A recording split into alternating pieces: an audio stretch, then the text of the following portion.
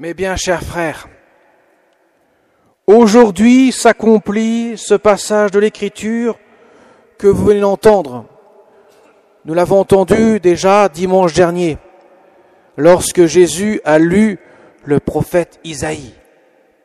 L'onction du Seigneur repose sur moi. Il m'a consacré. Et voilà que nous avons la suite aujourd'hui, et comme je vous l'avais déjà annoncé dimanche dernier, ça allait se corser sérieusement. C'est le moins qu'on puisse dire. Surtout lorsque Jésus commence à leur donner des exemples qui ne sont pas très flatteurs. Effectivement, il se dit, ce gars-là, on le connaît. N'est-ce pas là le fils de Joseph? Ça fait 30 ans qu'on le voit, on sait très bien qui il est. On a entendu parler de ce qu'il faisait ailleurs, notamment à Capharnaüm, des miracles. On se dit qu'il fasse la même chose ici. Et nous pourrons croire. La foi de ces gens-là ne vient pas de l'ouverture de leur cœur, elle veut reposer sur un acte de raison. Nous voulons pouvoir peser, sous-peser la foi. Nous voulons en quelque sorte une démonstration rationnelle de la foi. En aucun cas, nous pouvons croire parce que nous ouvrons notre cœur à l'action de Dieu, puisque nous connaissons ce gars-là. Vous voyez la démarche, elle est dès le départ plombée par leur orgueil et leur suffisance. Et Jésus montre que ce n'est pas nouveau. Déjà au temps du prophète Élie, c'est la veuve de Sarepta qui verra le prophète et non pas les veuves d'Israël. Sarepta n'étant pas dans le pays, dans Israël, mais étant en territoire de Sidon. Même chose pour le temps d'Élisée.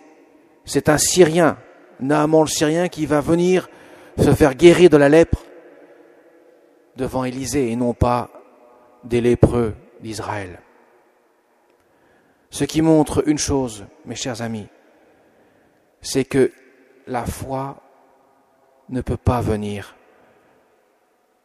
être le fruit de notre intelligence, ne peut pas être le fruit d'une connaissance rationnelle des choses. Et on ne peut pas vérifier, comme si on avait besoin de vérifier la certitude de ce que Dieu nous donne. Dieu est au-delà de nous. Il nous demande d'ouvrir notre cœur, de l'accueillir. Lorsque Jésus fera des miracles, à Capharnaüm, à droite, à gauche, lorsqu'il va pèleriner dans ce pays, il dira souvent que tout se fasse selon ta foi. Et ça se réalise. Ça veut dire qu'il a la foi.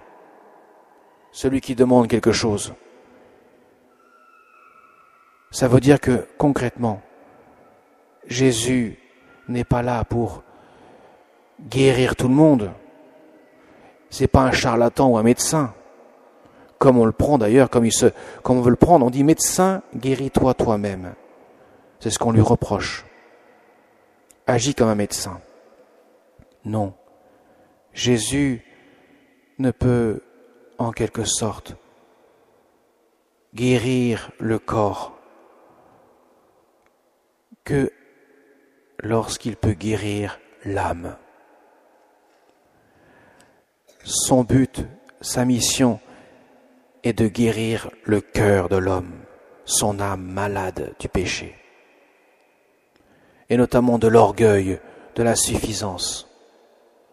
Comment se fait-il que dans ce peuple d'Israël, c'est la majorité des pauvres gens, ignorants,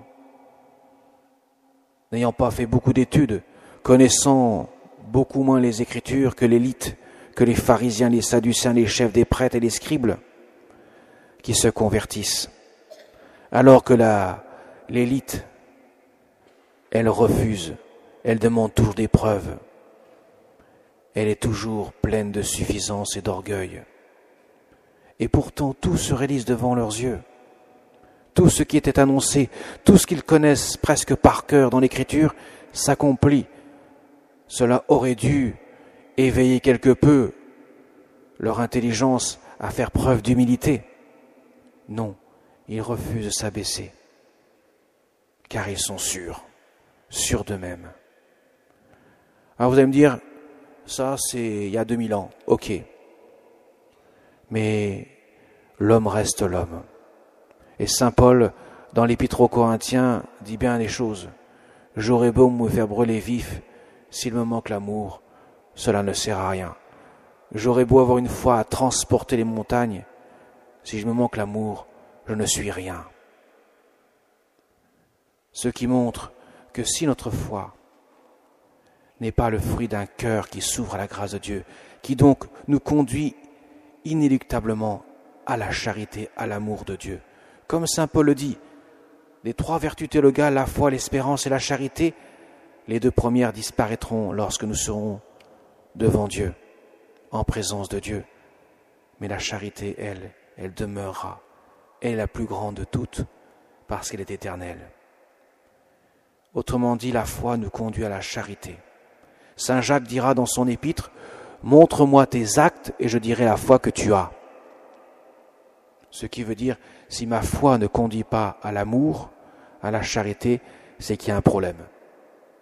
Je dois réviser en quelque sorte ma copie, ça veut dire je dois me mettre à genoux devant le Seigneur et dire au Seigneur, ouvre mon cœur pour que je puisse me laisser habiter par ta présence. Dans quelques instants, nous allons approcher de la communion, du corps du Seigneur.